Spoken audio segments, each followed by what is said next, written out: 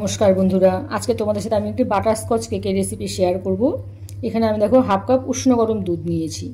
এই দুধের মধ্যে আমি 1 চামচ বাটার দিয়ে রাখছি যাতে বাটারটা খুব তাড়াতাড়ি গলে যায়। দুধটা একটু উষ্ণ গরমই নিতে হবে।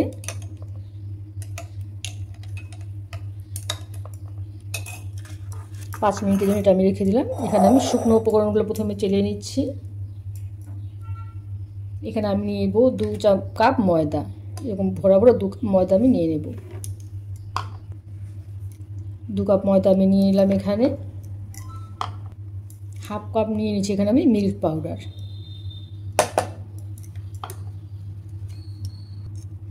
2 কাপ ময়দার জন্য আমি 2 চামচ বেকিং পাউডার নিয়ে নিচ্ছি।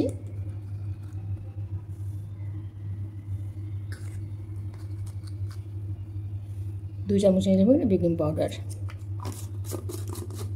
চামচটাও দেখো একটু বড় সাইজের চামচে আমি নিয়েছি, একদম ছোট চামচে নিলে হবে না। বেকিং সোডা আমি নিয়ে নিয়েছি এখানে 1 চামচে 4 ভাগের 1 ভাগ। বেকিং সোডা খুব বেশি নেওয়া যাবে না, একদম 4 ভাগের একদম। হাতে চিমটি দিয়ে নিলে 2 চিমটি নিতে হবে। শুকনো উপকরণগুলো খুব ভালো করে আমি চেলে নিচ্ছি, অবশ্যই চেলে নিতে হবে।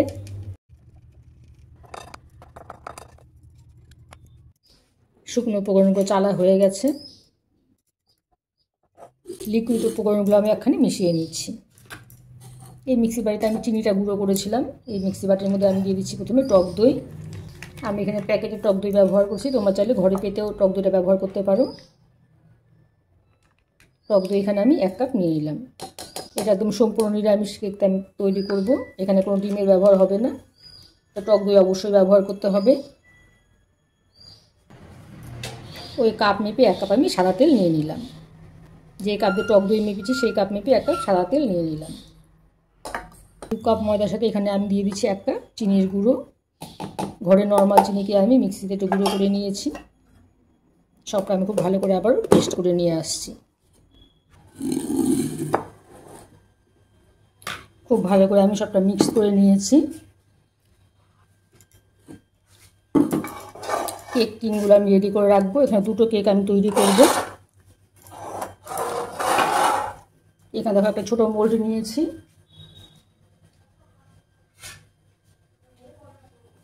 আরেকটা নিয়েছি বড় মোল্ড। দুটোর মধ্যে আমি একটু পেপার দিয়ে নিয়েছি, দুটোই বাটার পেপার দিয়েছি। অল্প করে সাদা তেল এখানে আমি একটু গ্রিস করে নিচ্ছি।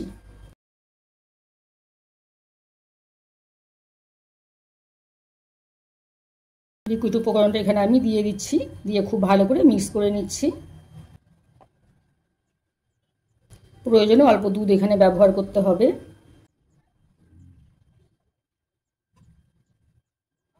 বাটারের মিশ্রণটা এখানে আমি দিয়ে দিচ্ছি।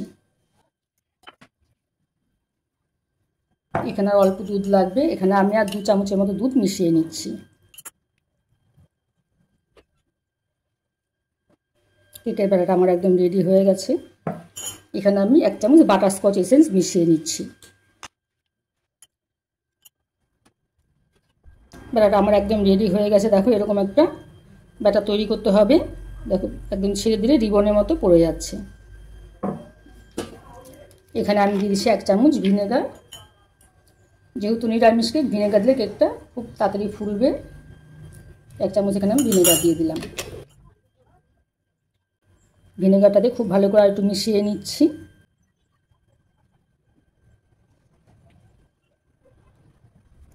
কেক টিনের মধ্যে ব্যাটারগুলো আমি ঢেলে নিচ্ছি।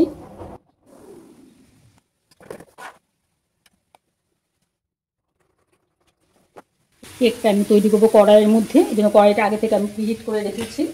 কড়াইয়ের মধ্যে এটা আমি বসিয়ে দিলাম।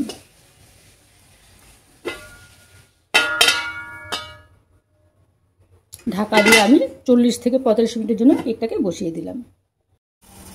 এই কেকটা আমি তৈরি করে নিচ্ছি ফ্রাই প্যানে। এখানে আমি ফ্রাই প্যানের মধ্যে আর কোনো স্ট্যান্ড দিইনি, শুধু কেক মোল্ডটাকে বসিয়ে দিয়ে ঢাকা দিয়ে দিলাম। এটাও 40 মিনিটের জন্য আমি বসিয়ে দিলাম। এই ছিদ্রটাকে আমি একটা কাগজ দিয়ে বন্ধ করে দিলাম। গ্যাসের আঁচটা এখন একদম কমে রাখতে হবে। কেকটা দেখে নিচ্ছি, এটা প্রায় 35 মিনিট পর আমি দেখে নিচ্ছি কেকটা।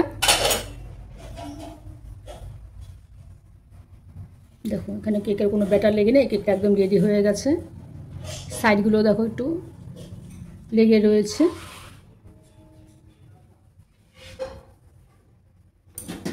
এই কেকটা একদম রেডি। এই কেকটা আমি নামিয়ে নিচ্ছি।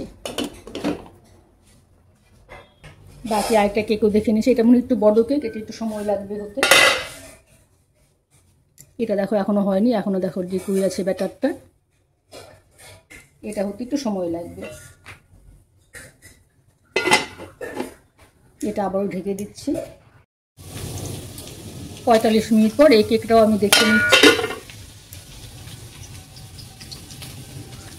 দেখো কাঠিটা একদম ক্লিন এসেছে, কেকটা আমার একদম রেডি। এই কেকটাকেও আমি নামিয়ে নিচ্ছি। কেকটা ঠান্ডা হয়ে গেছে, কেকটা আমি ডিমোল্ড করে নিচ্ছি। একটা চাকু দিয়ে আমি সাইডগুলো প্রথমে একটু ছাড়িয়ে নিচ্ছি।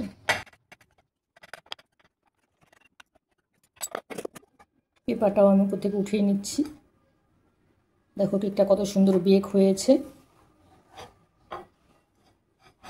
আর দেখো কতটা সফট হয়েছে।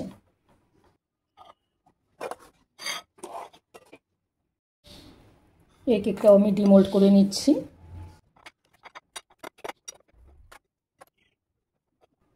এই কেকটা দেখো কতটা সফট হয়েছে। কেকের জন্য ক্রিমটাকে আমি বিট করে নিচ্ছি। এখানে আমি ডিলাইট কোম্পানির ক্রিম নিয়েছি। এখানে আমি 1 কাপ 1.5 কাপ ক্রিম আমি এখানে বিট করে নিচ্ছি।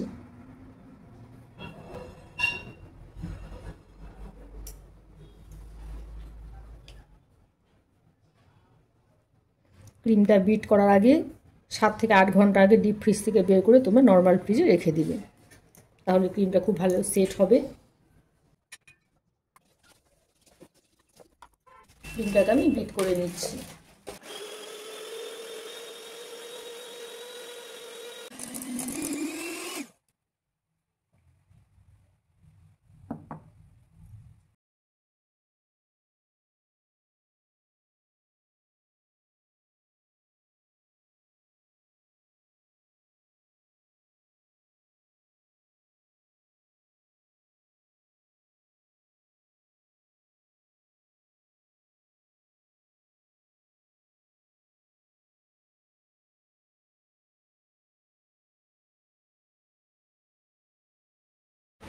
ওখান থেকে কিছুটা ক্রিম নিয়ে আমি এখানে একটু ফুড কালার মিশিয়ে নিচ্ছি।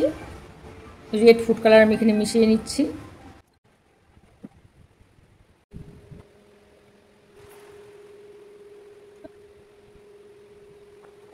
ফুড কালারটা মেশানো হয়ে গেছে। একটা পাইপিং ব্যাগের ভেতরে আমি ক্রিমটাকে ভরে নিচ্ছি।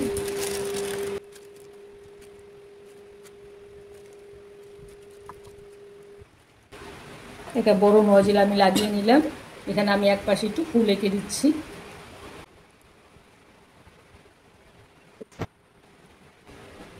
আর এক পাশ দিয়ে আমি ছোট নজল দিয়ে একটু লাভ সাইন এঁকে দিচ্ছি। এটা একটা অ্যানিভার্সারি কেক, তাই এখানে একটু লাভ সাইন করে দিচ্ছি।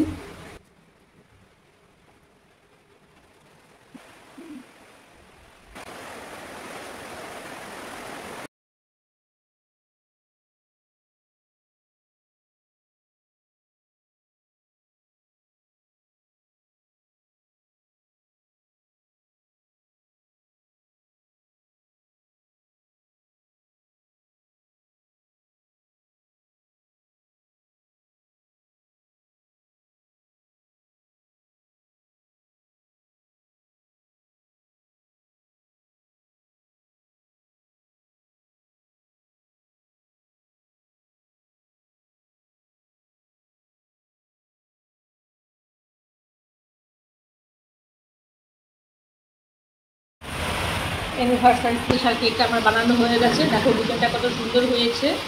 আমার এই কেকের রেসিপি তোমাদের কেমন লাগবে জানাবে। আমার চ্যানেলকে সাবস্ক্রাইব করে দিও আর লাইক কমেন্টও ভুলো না। ঠিক আছে বন্ধুরা, আজকের মতো এখানেই রাখছি। টাটা।